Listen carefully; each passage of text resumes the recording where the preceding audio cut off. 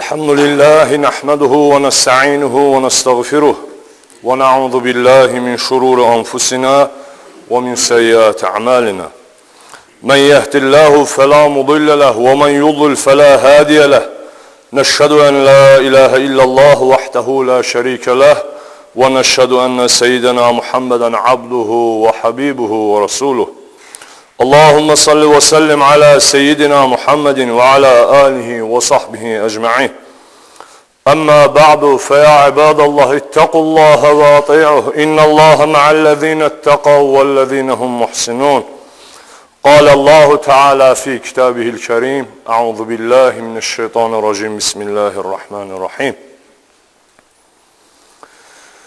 إن الذين قالوا ربنا الله ثم استقاموا تتنزل عليهم الملائكة ألا تخافوا ولا تحزنوا وأبشروا بالجنة التي كنتم توعدون صدق الله العظيم.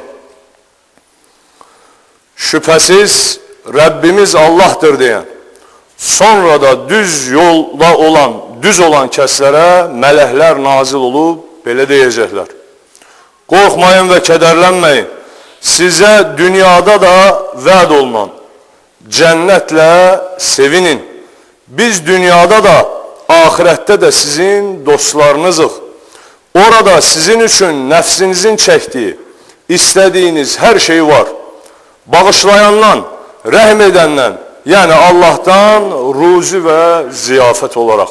Fussilet surəsi 30. və 32. ayət-i kərmələr.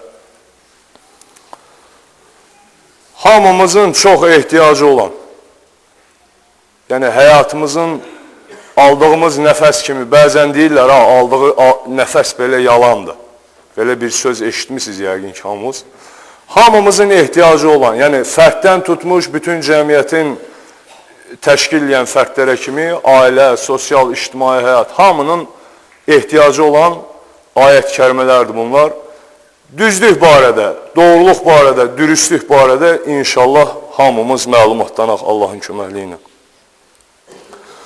Quran-ı Kərimdə düzlük, doğruluq ən geniş şəkildə fayda və hikmətləri ilə açıqlanmışdır.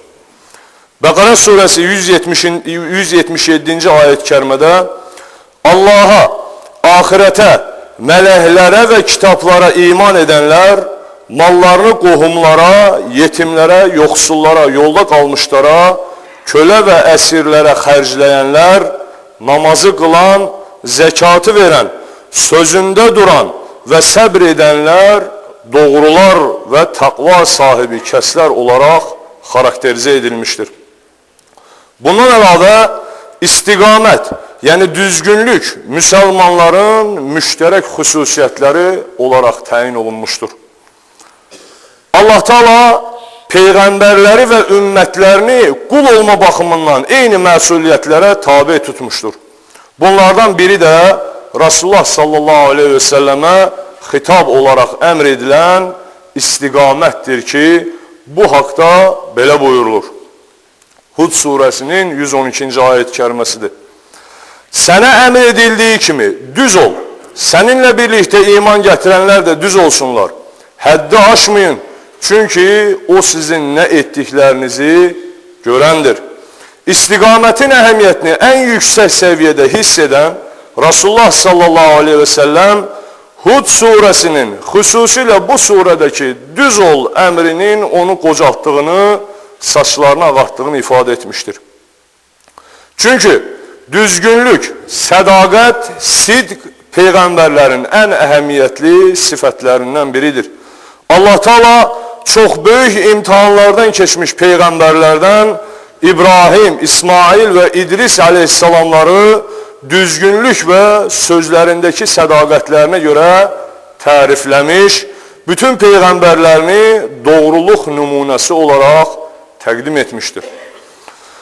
Fatihə surəsində bizi doğru yola yönəlt ayəsinin davamında bu yolun nemət verdiklərinin yolu olduğu açıqlanır. Bu nemət verilənlər də peyğəmbərlər, siddiqlər, şəhidlər və Allah Taala'nın salih qullarıdır. Yəni, möminlər olaraq bizlər də bir-birimizlə daha sıx qaynayıb qarışmalıyıq ki, elm məclislərində, zikr məclislərində daha sıx olmalıyıq ki, dini yaşamaq bizim üçün də asan da olsun. Yəni, həmin o dürüstlük, doğruluq, bizə əmr olunan qaydada necə getməliyiksə, o bizim üçün asan da olsun. Bu baxımdan insanın yaxşı vəsifləri arasında ən başda düzgünlük yer almış və əsas prinsip olmuşdur. İnanan və inancının gərəyini yerinə yetirən doğru insandır. İnanan və inancının gərəyini yerinə yetirən doğru insandır. Doğruluq sözdə, düşüncədə və davranışda həyata keçməsi zəruri olan bir fəzilətdir. Allah Taala'dan həqiqi mənada qorxmaq, yaxşılığa yönəlmək, rahatlıq və qəlb dinciliyi tapmaq ancaq düzgünlüklə mümkündür. Doğru və dürüst insanlar ən çətin işləri düzgünlük sayəsində bacara bilərlər. Bu düzgünlüyün, doğruluğun tam tərsi də əlbəttə ki, xəyanət, əhdə vəfasızlıq, yəni verdiyimiz o əhd ki var, qalu bəla zamanından dediyimiz, bəli, sən bizim Rəbbimizsən əhdinə xilaf olmaq. Naxələf çıxmaqdır ki, düzgünlüyün, dürüstlüyün də ziddi budur. Bunu da daim şeytan bizə sağımızdan, solumuzdan, önümüzdən, arxamızdan güc gəlməkdədir. Bunu da Allah Teala bizə ayət-i kərimə ilə bildirməkdədir. Əsas işdə, yəni bu mübarizənin ən birincisi də daxilimizdə olan nəfsimizlə birinci mübarizəyə girişməliyik. Ondan sonra qalan işlər Allahın izindən asan da olacaq. Düzgünlük, dürüstlük, hər işdə etidal üzrə olmaq, ədalət və düzgünlükdən ayrılmayıb, din, ağıl və elmin işığında getmək, din və dünya ilə əlaqədar işlərimizi əmr olunduğumuz kimi etməyə çalışmaq bir müsəlman olaraq hamımızın əsas vəzifəsidir və buna məcburuq. Düzgünlük, insanın Allah Taala'ya qarşı yerinə yetirmək üçün əvvəldən verdiyi bir söz və əhddir.